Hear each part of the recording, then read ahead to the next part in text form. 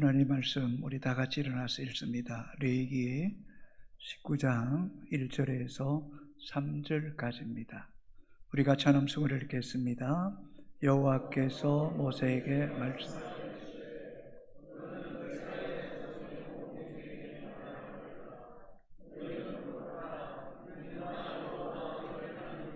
거룩함이니라. 너희 각 사람은 부모를 경외하고 나의 안식일을 지키라. 나는 너희 하나님 여호와니라. 아멘. 작성하시겠습니다. 유대인들은 성경을 읽을 때에 하나님 여호와 또 히브리어로 엘로힘이라는 단어가 나오면 읽지 않습니다. 묵음으로 지나갑니다. 그리고 그 다음 문장을 읽게 됩니다. 그만큼 하나님에 대한 경외심을 가지고 있었습니다. 그들은 부모와 스승의 이름도 함부로 부르지 않았습니다. 과거에 우리나라도 동방 A지국으로 부모의 이름을 함부로 부르지 않았습니다만은 조금 지금은 많이 변질된 것 아닌가 하는 생각을 하게 됩니다. 부모를 경홀히 여기고 무시하는 경우도 많은 것을 볼 때에 참 안타까운 마음을 금할 수 없습니다. 유대인들은 그 산은 하나님이 거하시는 초소, 또 하나님이 임재하시는 곳으로 생각했습니다. 그래서 시온산은 하나님이 거하시는 초소다. 그 이유는 산이 크고 높은 것처럼 하나님은 매우 크고 높으신 분이기 때문에 하나님은 산과 같다라고 생각한 것입니다. 그래서 시편 121편 1절 2절은 이렇게 고백하죠. 같이 읽어볼까요? 내가 산을 향하여 눈을 들리라. 나의 도움이 어디서 올까? 나의 도움은 천지를 지으신 여호와에게서로다. 그래서 유대인들은 부모도 스승도 산과 같이 크고 높은 분으로 알아 우러러 보면서 함부로 이름을 부르지 않은 것입니다. 종교개혁자 마틴 루터는 부모는 하나님의 대리자다라고 그렇게 표현했습니다. 첫 번째는 부모는 하나님의 생명의 대리자다라고 말합니다. 하나님은 우리에게 생명을 주시되 부모님을 통해서 우리에게 생명을 주셨습니다.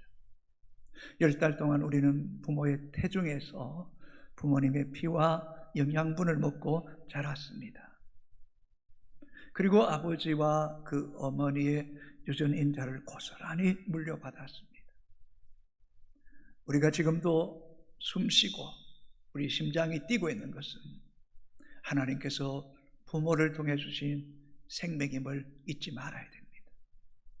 그러고 보면 정말 부모는 하나님의 생명의 대리자인 것입니다. 두 번째, 부모는 하나님의 사랑의 대리자입니다. 하나님은 우리를 너무너무 사랑하시고 우리를 돌보시고 인도하시는데 그 사랑과 그 돌봄을 부모님에게 위탁하신 거죠. 부모님의 사랑을 통해 하나님의 사랑을 알게 하시고 그 하나님의 돌보심이 부모를 통해서 그 돌봄과 우리를 인도하는 그런 은혜를 있게 하셨습니다. 정말 피투성이 같은 우리를 이렇게 건강하게 아름답게 장성하게 양육해 준 것은 우리 부모입니다. 그래서 부모는 우리를 분신같이 자기 몸같이 사랑하고 아껴줍니다. 자신에게 있는 것 다 주고도 더 주지 못해서 안타까워하는 것, 그 부모의 마음, 그것이 곧 하나님의 사랑이라는 것입니다. 그러고 보면 부모는 하나님의 사랑의 대리자임이 틀림없는 것 같습니다. 세 번째, 부모는 하나님의 축복의 대리자입니다. 여러분 꼭 기억하세요. 성경을 통해서 우리에게 중요한 영적인 진리를 하나 가르쳐 주는데 그것은 하나님은 부모를 통해서 자녀를 축복하신다는 겁니다. 창세기 9장에 노아가 실수했을 때 아버지의 하체를 숨기지 않고 드러냈던 그것을 말했던 함은 저주를 받게 됩니다. 그리고 형제들의 종이 될 것이라고 말했고 그렇게 되었습니다. 그러나 셈과 야벳은 아버지의 수치를 가려주었고 아버지는 이 셈과 야벳을 축복함으로 하나님께서 이들을 번성케 하셨다고 성경은 기록하고 있습니다. 또 창세기 27장에 보면 야곱이 별미를 만들어서 아버지 이삭에게 가져다 주었을 때에 이삭이 야곱을 위해서 축복합니다. 얼마나 많이 축복했던지요. 나중에 에서가 와서 야곱이 축복을 가로챈을 알고 안타까우며 아버지에게 내게도 복을 빌어달라고 말할 때 이미 야곱에게 복을 다 빌어주었다고 말하지 않습니까? 그 이유가 뭘까요? 아버지가 자녀를 위해 축복하면 하나님이 그대로 축복한다는 사실을 믿고 정말 아버지가 축복할 수 있는 영적, 지적, 육적인 모든 축복을 마음껏 기도해 줬다는 것을 알 수 있는 겁니다. 그렇게 이삭으로부터 축복을 받은 야곱이 이제 늙고 노쇠하여서 하나님의 부르심의 날이 가까워지자 창세기 49장에 보면 이 야곱이 노년에도 죽음의 임종 앞에서도 하나님의 영에 깊이 감동되었습니다. 그래서 12자녀를 축복할 때 하나님의 영에 감동되어서 예언적인 이 자녀들의 미래까지 알고 축복했고 그 축복대로 그 자녀들에게 그대로 이루어졌음을 우리는 잘 알 수 있습니다. 그렇습니다, 여러분. 부모는 하나님의 축복의 대리자입니다. 이것을 아는 성도는 부모를 잘 공경하고 기용해야 됩니다. 부모를 기쁘시게 하십시오. 부모를 감동시키십시오. 우리 아들, 우리 딸 참 귀하다. 오 하나님, 우리 아들에게, 우리 딸에게 마음껏 축복하여 주옵소서라고 자원해서 두 손으로 축복할 수 있는 그런 믿음의 자녀들이 되기를 주님의 이름으로 축복합니다. 오늘 본문은 여호와께서 모세에게 직접 하신 말씀입니다. 레위기 19장 1절 2절을 같이 읽겠습니다. 여호와께서 모세에게 말씀하여 이르시되 너는 이스라엘 자손의 온 회중에게 말하여 이르라.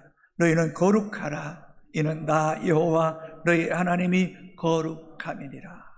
너희는 거룩하라. 나 여호와 하나님이 거룩함이니라.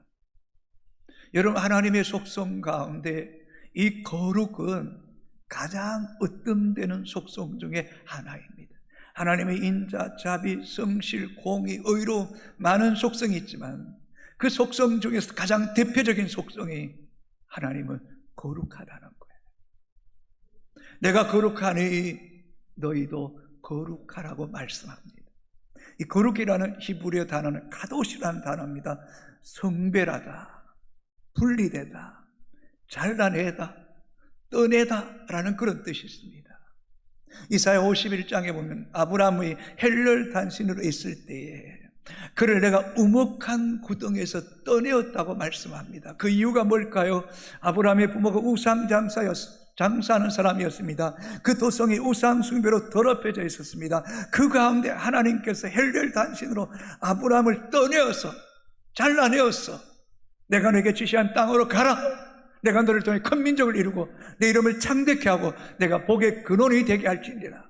그래서 아브라함을 불러내어 그에게 복을 지어 창성케 하려 하심이라고 기록하고 있습니다. 사랑하는 성도 여러분, 여러분 이 세상 많고 많은 사람들 가운데 하나님께 택한 사람입니다. 80억 인구 가운데 여러분을 특별히 불러낸 사람들입니다. 성별되어야 됩니다. 분리되어야 됩니다. 분명하게 하나님의 거룩한 백성다운 삶을 살아야 됩니다. 그럴 때 하나님 여러분을 책임져 주실 것입니다. 여러분을 축복하실 것입니다. 복의 근원이 되게 하실 것입니다. 틀림없습니다. 하나님의 거룩한 사람으로 살아가는 증표가 있다면 저는 그 두 가지라고 생각합니다. 하나님의 거룩한 백성들이 마땅히 사람과 사람 사이에 지켜야 될 첫째 되는 계명, 그것은 부모를 경외하는 겁니다. 이것은 하나님을 경외하는 사람의 대표성입니다. 표시입니다. 기준입니다. 하나님을 경외한다? 그 사람은 부모를 경외하는 사람이 되어야 됩니다. 두 번째, 하나님을 경외하는 사람은 안식일을 지켜야 됩니다. 안식일을 지키는 것은 우리의 신앙의 열쇠와 같습니다. 우리가 하나님을 아무리 사랑한다고 말할지라도 안식일을 거룩하게 구별하여 지키지 못하면 그 거짓말입니다. 하나님에 대한 대표성은 안식일을 지키는 겁니다. 부모에 대한 신앙의 대표성은 부모를 경외하는 것입니다. 그것이 거룩함의 출발점이고, 그것이 하나님 백성다운 삶이고, 그것이 약속의 복을 받는 길이라는 것입니다. 그러므로 오늘 이 말씀을 듣는 사랑하는 성도 여러분, 하나님의 자녀로, 하나님의 거룩한 백성으로 반드시 저와 여러분은 부모를 경외하고 안식일을 거룩히 지킬 수 있게 되기를 주님의 이름으로 축복합니다. 이것은 신앙의 근간입니다. 뿌리입니다. 핵심 중에 핵심임을 여러분 잊지 않게 되기를 바랍니다. 십계명 10계명 가운데 8가지는 하지 말라는 겁니다. 부정적인 명령입니다. 그러나 단 2가지, 안식일을 기억하여 거룩하게 지키라, 내 부모를 공경하라, 이 2가지 명령은 적극적이고 능동적이고 하나님의 거룩한 백성이라면 반드시 힘써 지켜야 될 계명이라는 사실을 잊지 마십시오. 오늘 본문은 각 사람은 부모를 경외하라, 우리 한 사람 한 사람에게 너희 부모를 경외하라고 말씀합니다. 경외하라는 말은 성경에 주로 하나님에 대해서 여호와를 경외하는 것이 지식의 근본이고 지혜의 근본이라고 말씀하지 않습니까? 또 10계명, 1계명, 2계명에 나 외에 다른 신을 섬기지 말라, 그 어떤 우상도 만들지 말라, 유일하신 하나님만 경외하고 섬기라고 말하지 않습니까? 그런데 어떻게 3절에 각 사람은 부모를 경외하라고 가르치고 있는 것입니까? 그것은 하나님을 경외하는 것만큼 부모를 경외하는 것이 중대한 일임을 우리에게 교훈하고 있는 것입니다. 경외란 히브리어로 야레라는 단어입니다. 두려워하고 존경하는 마음입니다. 이 야레라는 그 원뜻은 하나님이 자신에게 생명을 부여하신 주체로 서로 결탁된 존재이기에 하나님을 두려워하고 존경하는 마음을 갖고 경외하는 것이다. 왜 두려워야 됩니까? 왜 존경해야 됩니까? 내 생명의 주인이 하나님이시기 때문이에요.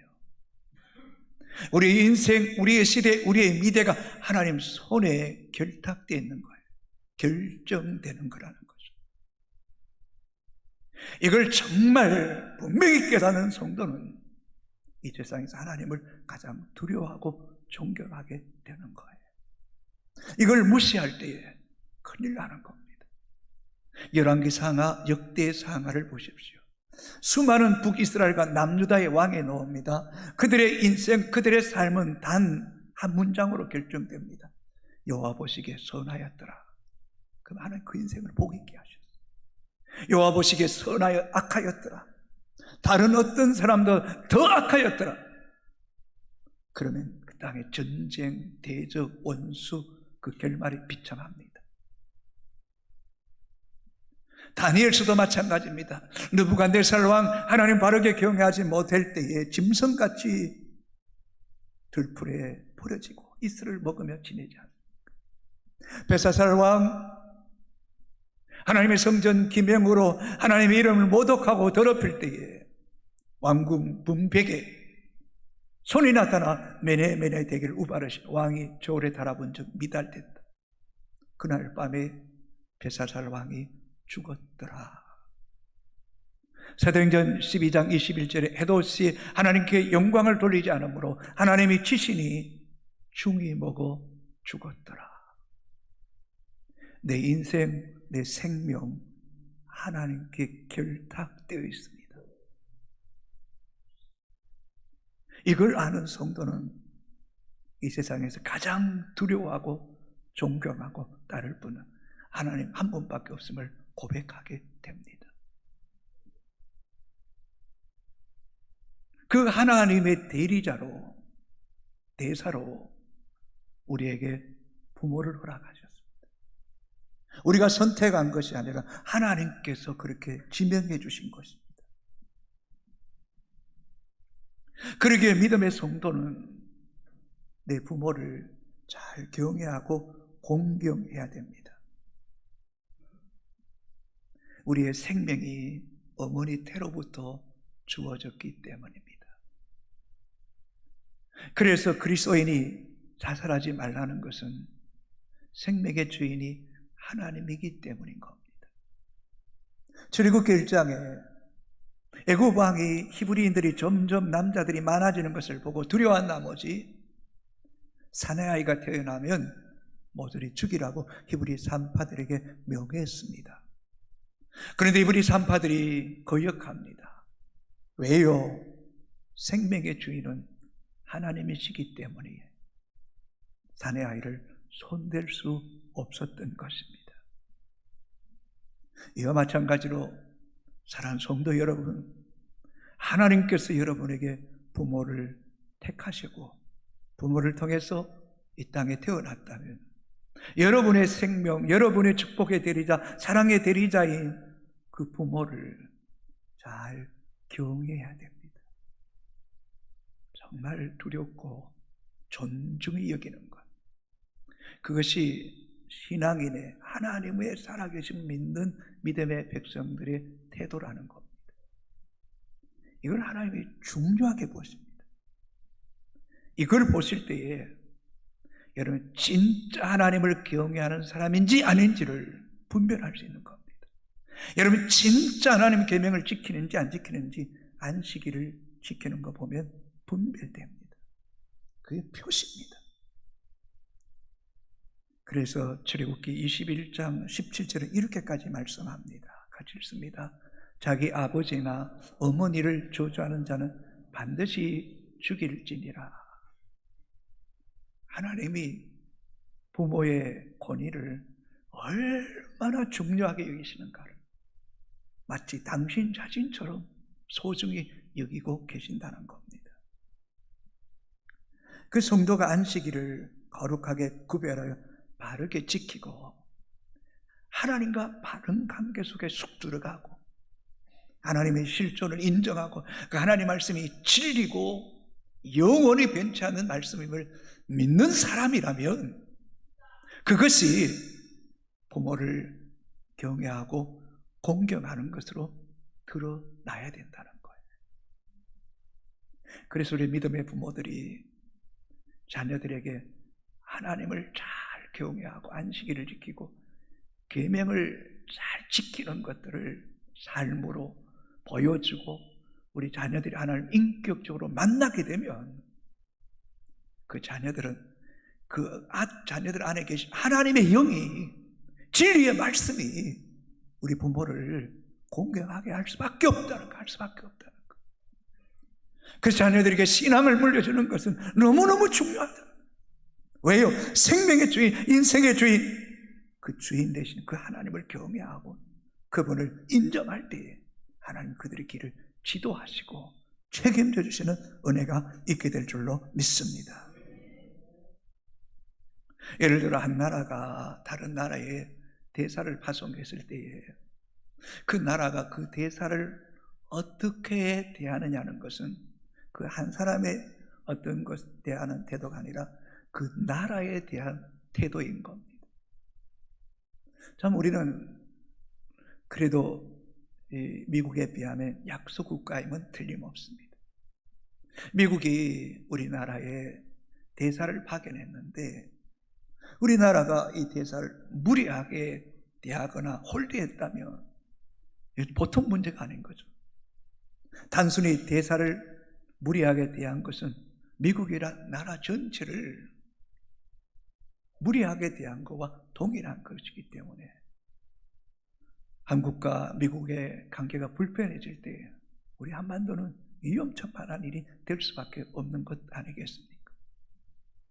이와 마찬가지로 부모는 하나님의 대사입니다. 하나님의 대리자라는 것입니다. 여러분에게 주어진 그 부모를 어떻게 공경하고 섬기느냐가 하나님을 공경하고 경외하고 존중히 여기는 태도라는 거예요. 그 가시적으로 드러난 그것이 여러분의 신앙의 표시고 여러분의 신앙의 분량이라는 거죠.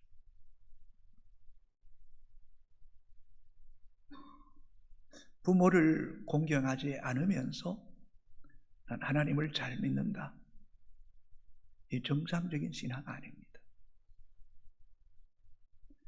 진짜 하나님 믿고 진리의 말씀은 영원하고 틀림없다, 이것을 믿는 사람은 부모를 대할 때마다 말씀이 내 영혼을 이렇게 자꾸 기억하게 하셔서라도 경홀히 대할 수 없다는 거예요. 로마서 13장에 모든 권세 권위는 위로부터 난 것이라고 말하지 않아요. 그 모든 권세 중에 가장 큰 권세는 부모의 권세입니다. 부모의 권위입니다. 부모의 권위에 대항하는 것, 이것은 정말 무례한 행동입니다. 오늘 우리 자녀들 또 교육, 사회, 이 나라가 여러 가지로 분열, 갈등, 대립, 이 모든 그 근원을 찾아가 보면 권위를 무시했기 때문에, 그 가운데도 첫 번째 문제는 부모를 존중히 여기지 못했기 때문에, 정말 자녀가 하나님을 경외하고 부모를 존경하면 이 세상이나 부모나 어떤 어른이나 스승들, 지도자들을 함부로 대하지 않습니다. 또 우리가 성경 안에 이 하나님의 권위가 위로부터 주어진 것임을 정말 명확하게 믿는다면 하나님의 지도자, 민족의 지도자들을 위해서 기도하고 조심스럽게 대하는 것, 이게 신앙인의 마땅한 태도입니다. 때로는 불편하고 때로는 속이 상해서 이렇게 좀 비아냥거릴 수도 있고 헛된 모욕적인 말을 할 수도 있겠지만, 그러나 그것도 하나님 보시기에는 바르지 않습니다. 회개해야 될 부분입니다. 왜 이렇게까지 말할까요? 부모를 공경하는 것이 한편으로는 정말 쉽지 않기 때문입니다. 그래서 일본 감독이고 배우인 이 기타노 다케시라는 사람이 이렇게 말했습니다. 가족이란 누가 보지 않으면 내다버리고 싶은 존재. 뭔가 이렇게 마음에 맞다 이런 분도 있을 거예요. 언제나 부모님을 늘 존경하고 그러고 싶은 마음을 갖는 게 아니잖아요. 타락한 우리 인간 얼마나 변덕스럽습니까? 내가 내 자신을 봐도 한심할 때가 있잖아요. 부모가 힘이 있고 경제적 능력이 있을 때는 그렇게 부모에게 잘하는 척하고, 부모가 노쇠하고 기력이 있어야 하고 인지 능력이 떨어지고 거동이 불편할 때면 그저 자식들의 손에 의해서 이렇게 돌봄과 보호와 인도를 받아야 될 때면 참 힘들잖아요. 이제 자꾸 이렇게 건강이 좋아지고 수명이 길어지면서 부모가 자녀를 양육한 시간보다 자녀가 부모를 돌봐야 될 시간이 더 길어지는 세대가 되었다. 그래서 자녀들이 더 힘들어한다 라는 이야기도 합니다. 그러나 여러분, 모든 인생은 다 늙지 않습니까? 모든 인생 다 세해집니다. 눈도 흐려지고 기력도 세해집니다. 사람이 이렇게 노쇠해질 때에 한편 참 추하기도 하고 참 안타깝기도 하고 불쌍하고 가련하고, 누구 하나 이렇게 따뜻한 물 한 모금 미음이라도 이렇게 먹여줄 이가 없을 때에 참 인생이 얼마나 절망적이겠습니까? 이렇게 성경을 이렇게 쭉 읽어보시면 여러분 느끼는 게 있잖아요. 고아, 가부, 나그네 된 자, 줄인 자, 병든 자, 갇힌 자, 벗은 자, 돌봐라, 돌봐라. 그게 곧 내게 한 것이니라. 그게 내게 한 것이다. 창세로부터 예비된 복을 받게 될 것이다. 약속의 복을 맹하잖아요. 뭔가 성경 이런 뼈대들, 뭔가 영적인 진리의 기둥들이 우리 신앙인의 그 내면의 영혼에 이렇게 뭔가 좀 각인돼야 돼요. 세워져야 돼요. 드러나는 것, 계산적인 게 아니라 드러나지 않고 보이지 않지만 그 보이지 않는 모든 세계를 주관하신 하나님이 모든 것들을 보시고 은밀한 중에 그것을 보시고 갚으시는 그 하나님을 신뢰하는 믿음이 가진 사람들은 특별히 다른 어떤 사람 돌보는 것보다 내 부모, 내 어머니, 내 아버지 경외하듯이 두렵고 떨림으로 잘 섬기라고 말씀하고 있는 것입니다. 모든 인생 생로병사 아닙니까, 여러분? 잠깐입니다. 저도 이렇게 빨리 나이 먹을 줄 몰랐습니다. 잠깐입니다. 우리 자녀들 다 보고 있지 않습니까? 2부 예배 때 우리 찬양대원들 가운데 몇몇 분은 부모님이 함께 예배 드리는데 예배 마치고 이렇게 나갈 때에 아버지, 어머니 이렇게 손잡고 다정다감하게 이야기하며 이렇게 담소를 나누는 모습이 얼마나 좋은지 모르겠어요. 너무 귀해요. 어떤 분에게는 부모를 공경하라 그러면 상처가 있었어.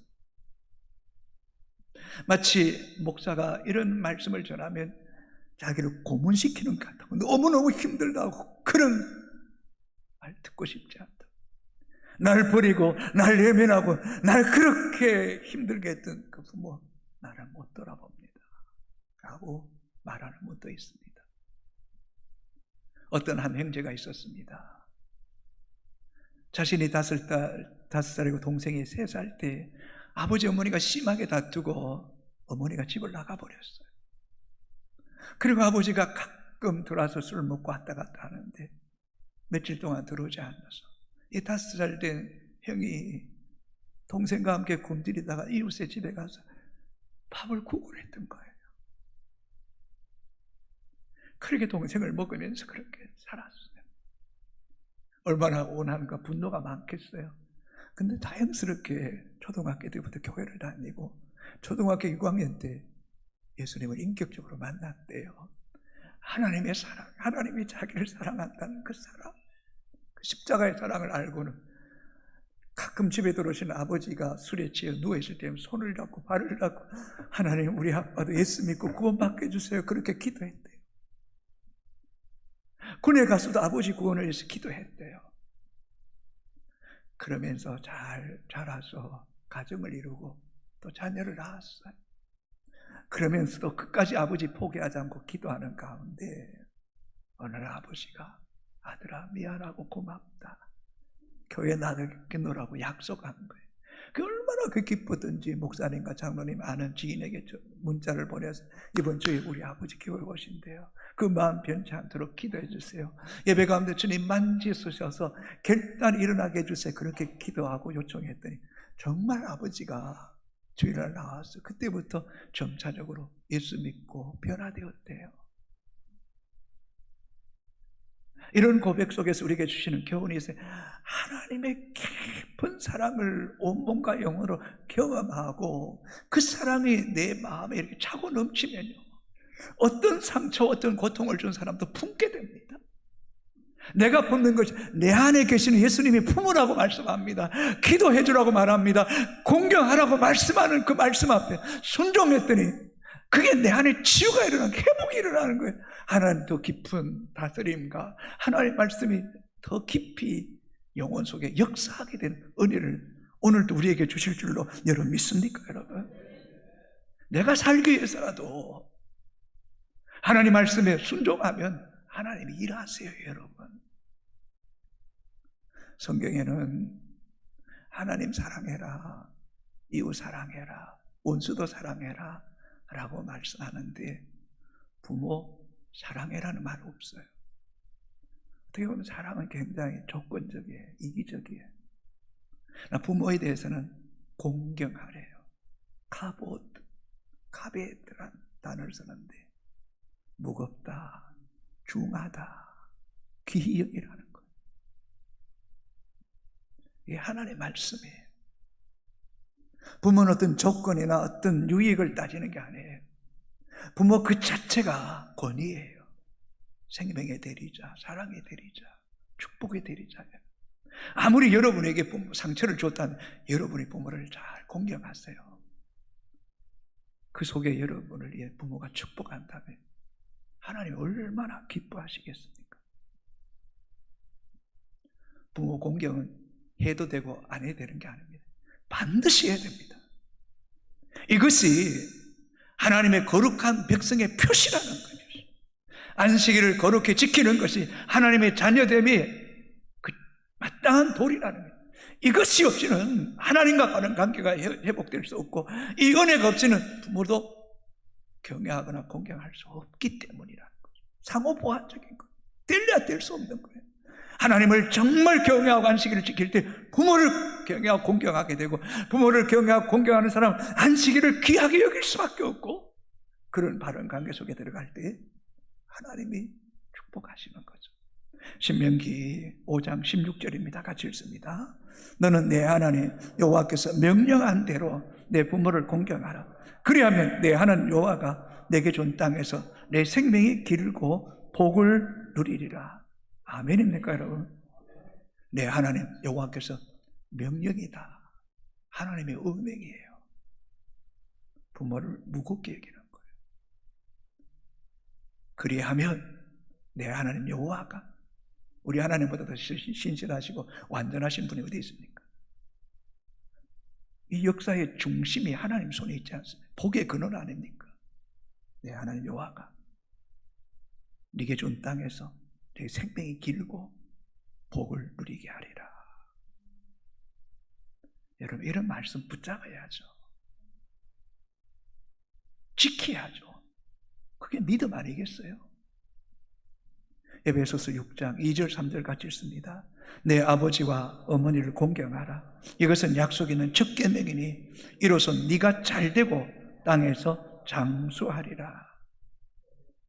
아버지는 나한테 잘해줬기 때문에 사랑하고 어머니는 차별을 싫어하려. 아버지 어머니 동일하게 공경하세요.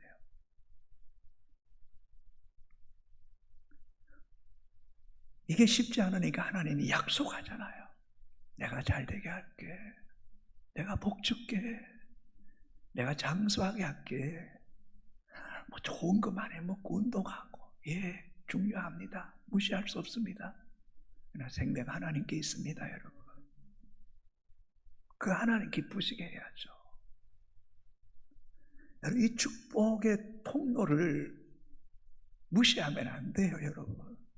이걸 귀히 여길 줄 알아야 돼요. 붙잡을 줄 알아야 된단 말이에요.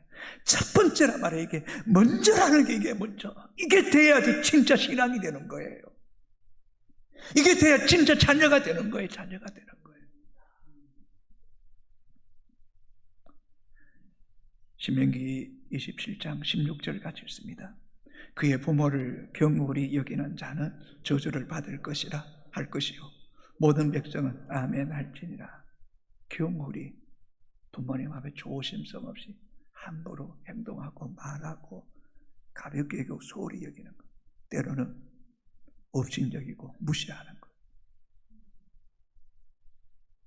안 됩니다. 말이라도 함부로 하지 않도록 노력하셔야 돼요. 잠언 30장 17절 같이 있습니다. 아비를 조롱하며 어미 순종하기를 싫어하는 자의 눈은 골짜기에 까마귀에게 쪼이고 독수리 새끼에게 먹히리라. 전 이 말씀 묵상하면서 하나님이 철저하게 심판하시는구나. 까마귀를 통해 독수리를 통해서, 새끼를 통해서 눈이 쪼이고 먹어버리는. 여러분, 세상 만사 우연하게 돌아가는 거 아닙니다. 이 사계절 한치의 착오도 없잖아요. 해가 뜨고 지는 한치 착오가 없듯이 역사의 주권자이신 하나님은 한치의 착오도 실수도 없으신 완전하신 분입니다.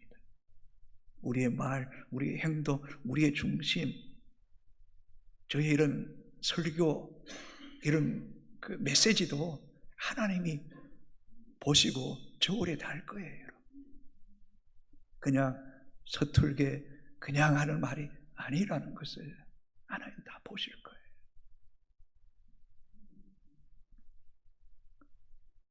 그래서 신앙인의 태도와 중심이 확 바뀌어야 돼요. 그 하나님 기뻐. 그게 거룩함이에요. 그 거룩함의 표시예요.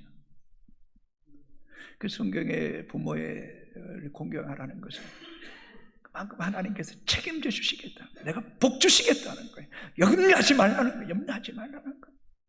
아멘입니까, 여러분? 부모를 공경하는 자녀에게 4가지 결단이 필요합니다. 첫 번째, 부모를 위하여 경제적인 지출이 있어야 합니다. 다른 것 아끼더라도. 정말 어렵잖아요. 자식 교육이 우선이고 내 쓸 것 우선인데, 아니요. 조금 내가 불편해도 부모님 지갑에 돈 떨어지게 하지 마세요. 나이 들어보세요. 돈이 있어야지 권위도 있어요. 어깨 힘도 주는 거예요. 아무리 자식이 잘 살아도 부모의 지갑에 빈검에 그 무슨 의미가 있나요? 부모 설 수 있도록 도우세요. 다 돌아와요. 요즘 내가 몇 분한테 이야기 들었는데요, 참 끔찍한 이야기 들어요. 부모님이 어려워서 자식이 잘 못 되어서 기초생활수급자인데 통장에 50여만 원, 또 70여만 원 이렇게 들어올 때에 그 자식들이 다 빼가지고 가고, 제가 있는 대로 이야기합니다. 어떤 분은 한 달에 5만 원 준대요. 10만 원 준대요. 그 어떻게 살아라? 정말 못된 자식이잖아요. 여러분, 부모님 주는 거 자꾸 받지 마세요. 그거 받으면 안 돼요. 그거 저 버릇되는 거예요. 부모도 자꾸 주면 안 돼요. 스스로 살 수 있게 해야 돼요. 독립심을 키워야 돼요. 자식이 자꾸 주는 것, 자식 그거 안 되게 하는 거예요. 두 번째, 부모를 위하여 시간을 들인 희생이 있어야 됩니다. 자꾸 바쁘다고요. 핑계 대지 말고요. 자식과 다 이렇게 뭐 여가 생활은 다 하면서 힘닿는 데까지 시간을 내고 자꾸 말씀을 듣고 대화를 해주세요. 세 번째, 부모를 위하여 내 생각과 의지를 꺾고 예하는 순종이 있어야 됩니다. 자꾸 부모 틀렸다고 아니라고 그러지 마세요. 그냥 그러세요. 그냥 틀려도 그러세요. 여러분, 그렇다고 해서 큰 문제 생기나요? 큰 문제 안 생겨요. 아무 일 없어요. 부모는 그러고 또 잊어버리세요. 해주면 그것 자체로 행복해 하세요. 그것 자체로 우리 아들 최고다, 우리 딸 최고다. 틀리다고 이야기하는데 부모가 그걸 바꿀 수 있나요? 그 생각이 고쳐질 수 아니에요. 자꾸 성질만 나빠지는 거죠. 알았어요. 그렇게 할게요. 그렇게 할게요. 훈련하세요. 쉽지 않은 거 저도 합니다. 그게 효예요. 마지막, 부모님의 영혼 구원을 위해 지속적으로 계속 기도하세요. 하나님, 제발 임종 전에 예수 믿고 구원받게 하여 주옵소서. 주옵소서. 하나님 경외합니까, 여러분? 그런 그분의 말씀을 지키세요. 지키세요. 순종하세요. 그게 복이에요. 하나님 거룩하신 분이에요. 우리 거룩하기를 원하세요. 이 땅에서 부모님과 함께 가장 먼저 부모님 경외하고 안식일 생명같이 소중하게 지키며 하나님께서 만사에 구비된 복으로 그저 우리의 분량에, 우리의 믿음에 내가 감당하게 가장 적합한 복으로 채워주시는 은혜가 있게 되기를 주님의 이름으로 축복합니다. 우리 다 같이 일어나 찬양하겠습니다.